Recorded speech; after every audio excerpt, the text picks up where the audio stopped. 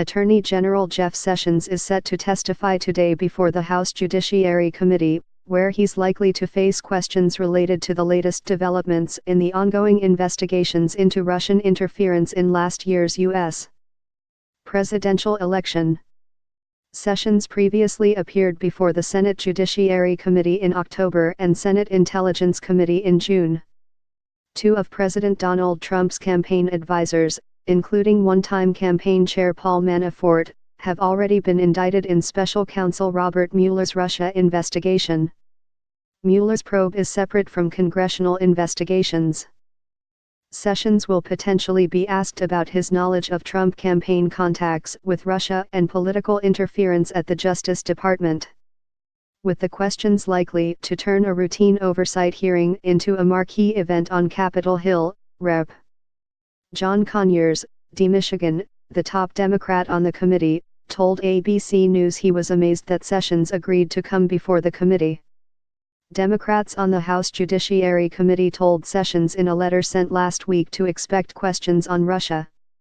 The letter notes that George Papadopoulos, the Trump campaign foreign policy advisor who pleaded guilty to lying to FBI agents, spoke with other campaign officials about his attempts to coordinate a meeting with Russian officials. The meeting in question was a meeting of the Trump campaign's National Security Advisory Committee, a working group that you chaired, the letter said. It goes on to note that the revelations about Papadopoulos appear to run counter to previous statements Sessions gave under oath, including his insistence during his Senate confirmation hearing that he was not aware of communication activities between the Russian government and the Trump campaign. The Attorney General later told Sen. Al Franken, D-Min, in October he was not aware of anyone else within the campaign who had communications with the Russians. There will be a lot about his sworn testimony to the Senate, Rep. Steve Cohen, D10, said of today's hearing. On the topic of political interference in his department's work, Democrats want assurances that the Justice Department's leaders aren't being pressured by Trump into protecting friends and punishing enemies.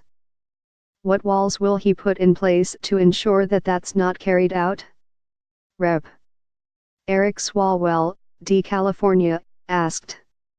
The Democrats' letter last week further raised the administration's lack of meaningful response to more than 40 letters sent by committee members on issues related to everything from the firing of former FBI Director James Comey, to claims made by President Trump about the alleged wiretapping of Trump Tower, to the proposed suspension of White House advisor and Trump's son-in-law Jared Kushner's security clearance. The department's inability to respond to these letters on a timely basis is unacceptable, the letter said. We expect a prompt response to every reasonable oversight request. Sessions may also be asked about the Justice Department's response to the nation's latest mass shooting. More than 20 people died after a gunman opened fire at a church about 40 miles southeast of San Antonio, Texas, November.